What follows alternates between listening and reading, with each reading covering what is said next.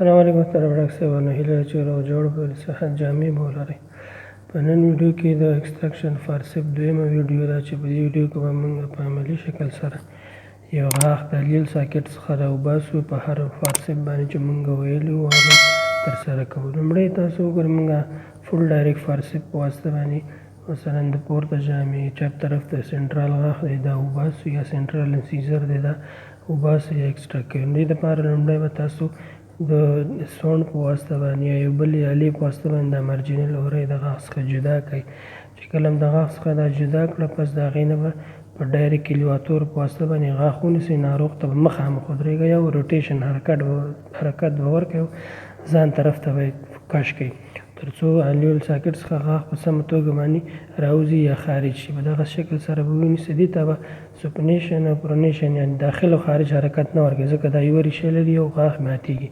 نو روټیشن حرکت به ورکوي او ځان طرف ته به یې کش کوي، غاښ به د لیول ساکټ څخه راوځي. که چېرته لیټرال انسیزیف غاښ ویسته هم همدغه حرکت دی ځکه دا هم یوه ریښې لري، دغسې روټیشن حرکت به ورکوي او ځان طرف ته به یې کش کوي او د لیول ساکټ څخه به راخارج شي. که چېرته کینین غاښ هم تاسو ویسته همدغه فارسیپ په واسطه باندې خو دلته به د فارسیپ موقعیت ته لږ تغییر ورکوئ. په سنټرال غاښونو کې د هغې پیک یا نوکې چې د فارسیپ هغه پاس او لاندې وي او په دې پریمولر البته په کینین غاښ کې لږ تغییر کوي یعنې چپ او ښي طرف ته کېږي. په پریمولر غاښ چې وباسو ګورئ دا موږ په هاف ډایرکټ فارسیپ باندې وباسو یا نیمه مستقیم باندې چې یو نوکه بوکال طرف ته او بله نوکه پلاټینل طرف ته تطبیقوو. دلته پورته جامې کول پریمولر چې دا دوه ریښې لري نو سپنیشن او پرونیشن یعنې داخل او خارج حرکت ورکوي. ځکه ګورئ دا دوه ریښې لري، دې خاطر موږ دې ته سپنیشن او پرونیشن حرکت ورکوو. که چېرې دې ته روټیشن حرکت ورکوو نو دا ریښې چې دي دا ماتېږي ځکه دوه ریښې لري. او دویم پریمولر چې د یوه ریښې لري نو دې ته موږ سپنیشن او پرونیشن حرکت نه بلکې روټیشن حرکت ورکوو او غاښ ساکټ څخه راوباسو. نو اول پریمولر ته سپنیشن او پرونیشن حرکت او دویم پریمولر ته د روټیشن حرکت ورکوو ځکه یوه ریښې لري. که چېرته تاسو ګورئ مولر غاښ وباسئ نو هغه مولر فارسیپ به راولئ چې ښي طرف ته د میزابه ولري نو میزابه د وکل طرف ته واچوئ او هغه فارسیپ به تطبیق کوئ.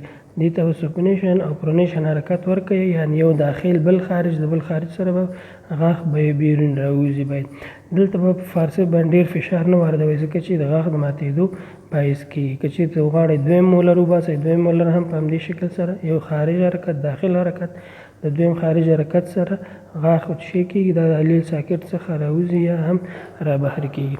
نو په دې شکل سره به مولر غاښونه تاسو چې کوئ د لیل ساکټ څخه راوباسئ. که چېرته غواړئ د چپ طرف غاښ وباسئ نو هغه فارسیپ به راولئ چې چپ طرف ته میزابه ولري نو میزاب وکال طرف ته متوجه کړي، فارسیپ به تطبیق کړي په دغه شکل سره او دې ته به هم سپنیشن او پرونیشن یعنې داخل او خارج حرکت به ورکوي او غاښ به د لیل ساکټ څخه راوباسئ. په دې شکل سره کولی شئ چې دویم مولر هم چې پورته جامې کې دا درې ریښې لري دوه بوکالې او پلاټینل طرف ته نو هم کولی شئ چې په همدې شکل سره راوباسئ یا خارج کړئ. که چېرته دریم مولر غاښ موجود دې لپاره موږ ویلو ویزډم فارسیپ یا ترډ مولر فارسیپ نو بیا به دا راولئ تطبیق به یې کوئ. ایکسرې وباسئ که یوه ریښه لرله روټیشن حرکت به ورکوي، که دوه درې ریښې لرلې نو سپنیشن او پرونیشن حرکتونه به ورکوي او غاښ به راوباسئ. که چېرته هم ایکسرې نه ویستلې هم زمان هم روټیشن حرکت ورکوي هم پرونیشن او سپنیشن حرکت ورکوي نو دې سره د غاښ ماتېدو چانس زیات هم وي خو په ډېر احتیاط سره تاسو کولی شئ دا حرکت ورکوي او لیل هډوکي څخه غاښ رابیرون کړي. په لوور ځای کې یا هم که چېرته بخۍ پاپر ځای که چېرته یو غاښ تاج برخه کې مات وي او نیمې ریښې یا دغلته پاتې شي کولی شئ دا پرجاروټ فارسیپ په واسطه باندې چې دلته درې ریښې دي دا حرکت ورکوي سپنیشن او پرونیشن او غاښ د لیل ساکټ څخه رابهر کوي او راویې باسئ. په دغه شکل سره د اپر جاروټ فارسیپ یا پورته جامې ریښه کش په دغه شکل سره استعمالیږي. که یوه ریښه روټیشن حرکت به ورکوي که دوه درې ریښې وي هم زمان نو سپنیشن او پرونیشن حرکت به ورکوي او راویې وباسئ. د لوور جا لپاره یا د لاندې جا لپاره موږ دغه انډایرکټ فارسیپ ویلو. تاسو ګورئ تیرې څوکې لري اوږدې البته.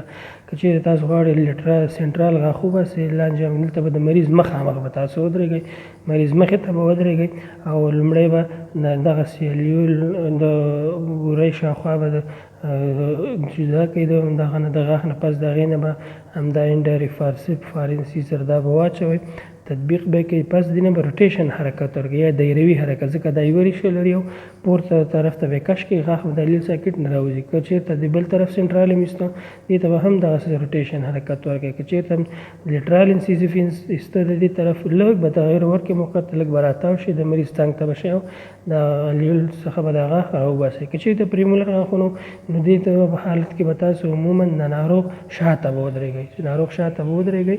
دا البته کینین غاښ دی، کینین هم کولی شي په دې وباسي، ځکه نسبتا لږ غټ دی، په دې فارسیپ هم کولی شي وباسي. پریمولر لپاره به ناروغ شاته ودرېږئ او دغسې روټیشن حرکت به ورکړئ او لیل ساکټ څخه غاښ راوباسي یا به اخراج کوي.